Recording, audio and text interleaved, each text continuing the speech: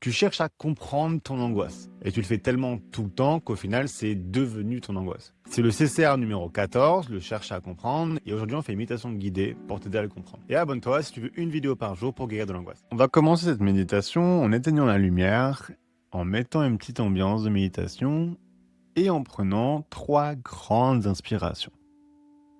Commence avec la première, inspire fort par le nez, remplis tes poumons,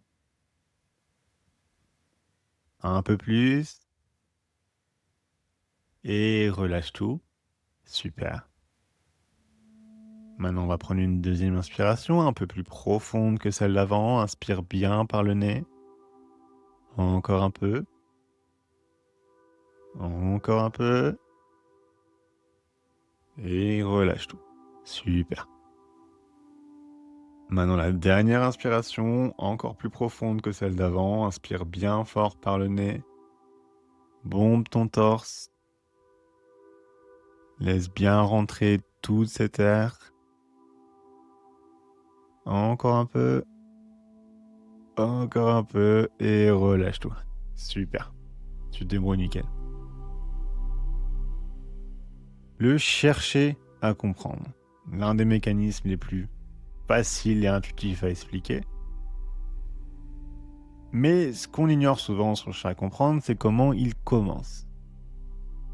Donc le chercher à comprendre, c'est un CCR qui va se produire quand tu es surpris par l'émergence soit d'une pensée, soit d'une sensation, soit d'une émotion qui est inconfortable. Cet effet de surprise va te pousser à vouloir chercher à comprendre son origine.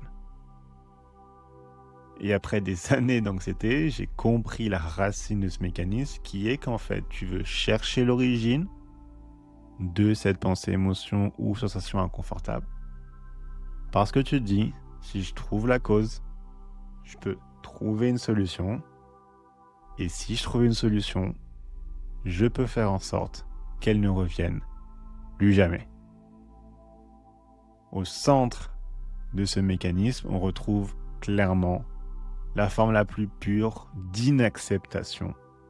Que ce soit de vivre une mauvaise expérience sur le moment, mais aussi l'idée de ne pas se blinder contre le fait de pouvoir peut-être un jour revivre cette même sensation, pensée ou émotion inconfortable dans le futur.